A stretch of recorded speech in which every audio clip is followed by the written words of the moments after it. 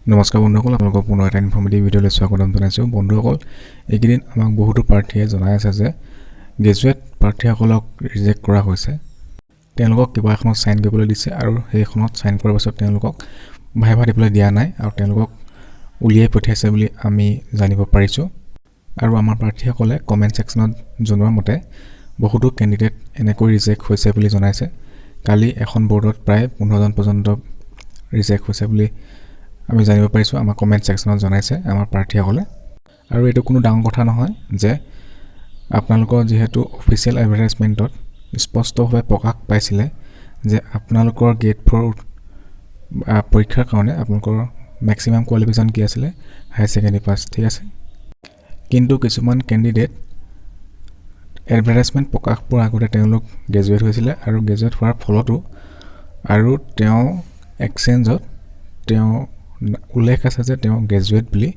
গতিকে এইটো কাৰণে তেওঁলোকক ৰিজেক্ট কৰিছে। যিহেতু ডকুমেণ্ট ভেৰিফিকেশ্যনখিনি ভালদৰে কৰা হৈছে, গতিকে তাত তেওঁলোক ধৰা পৰি গৈছে। গতিকে আপোনালোকৰ বহুতো প্ৰাৰ্থী যে নাইকিয়া হৈ যাব আপোনালোকৰ মেৰিট লিষ্টৰ পৰা, সেইটো আপোনালোকে ধৰি ল'ব পাৰে এতিয়া।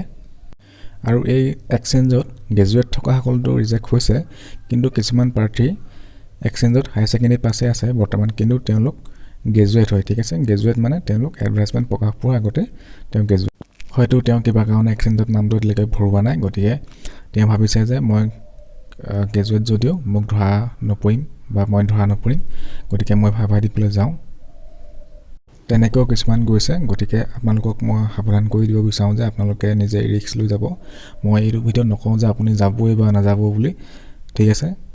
কিন্তু যদি ধৰা পৰে যে আপুনি গ্ৰেজুৱেট হয় কিন্তু এক্সচেঞ্জত আপুনি গ্ৰেজুৱেটটো ভৰোৱা নাই, তথাপিতো আপুনি ভাইভা দিবলৈ কৈছে, তেতিয়াহ'লে আপোনালোকে সেইটো নিজে ৰিস্ক লৈ যাব, ঠিক আছে। মই আপোনালোকক এই ক্ষেত্ৰত একো ক'ব বিচৰা নাই। নহ'লে কোনোবাই আহি মোক কমেণ্ট ছেকশ্যনত মই মেনিপুলেট কৰিছোঁ বুলি ক'ব, কেণ্ডিডেটসকলক মই মেনিপুলেট কৰিছোঁ বুলি ক'ব, ঠিক আছে। গতিকে মই এই ক্ষেত্ৰত নকওঁ যে আপোনালোকে কি কৰিব। আৰু যিহেতু অফিচিয়েল এডভাৰটাইজমেণ্টত হায়াৰ ছেকেণ্ডেৰী পাছে আছে মেক্সিমাম আপোনালোকৰ কোৱালিফিকেশ্যন, গতিকে আপোনালোকে সেইমতে যাব, ঠিক আছে।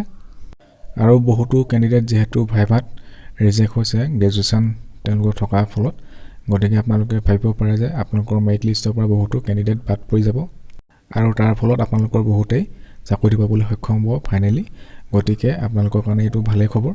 আৰু আপোনালোকৰো কাট অফ যথেষ্টখিনি কমি যাব। আৰু ময়ো কাট অফৰ ওপৰত ভিডিঅ' বনামগৈ আপোনালোকক কৈ আছোঁ। গতিকে এইকেইদিনতে আপোনালোকলৈ মই কাট অফ ভিডিঅ' লৈ আনিম। গতিকে এতিয়া যিহেতু স্পষ্টকৈ ওলাই পৰিছে যে কি কি কাৰণে আপোনালোকৰ কেণ্ডিডেটসকল কমি যাব, সেইকেইটা কাৰণ স্পষ্টভাৱে এতিয়া ওলাই পৰিলে। যিহেতু আপোনালোকৰ ভাইভা হৈ যোৱা বহুত দিন হৈ গ'ল, তাৰে কিছুমান কাৰণৰ ভিতৰত আছে অভাৰলেপিং হৈ আছে আপোনালোকৰ 8+ আৰু 10 লেভেলৰ, আৰু থাৰ্ড গ্ৰেডৰ মাজতো অভাৰলেপিং হৈ আছে।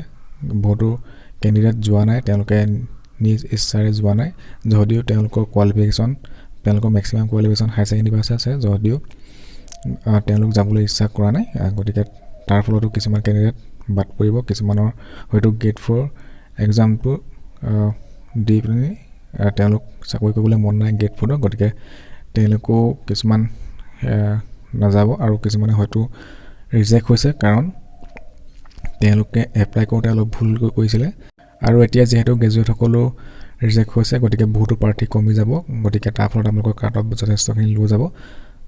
গতিকে আপোনালোকলৈ মই এইদিনতে কাট অফ ভিডিঅ' লৈ আনিম। গতিকে আপোনালোকে প্লিজ চেনেলটো ছাবস্ক্ৰাইব কৰি ল'ব, আৰু যদি আজি ভিডিঅ'টো ভাল পালে তেন্তে প্লিজ ভিডিঅ'টো লাইক কৰি দিব, ঠিক আছে। চ' আজি ভিডিঅ'টো মই আপোনালোকক ইমানখিনি ইনফৰ্মেশ্যন দিলোঁ, গতিকে আজিলৈ ইমানেই। চ' থেংক ইউ।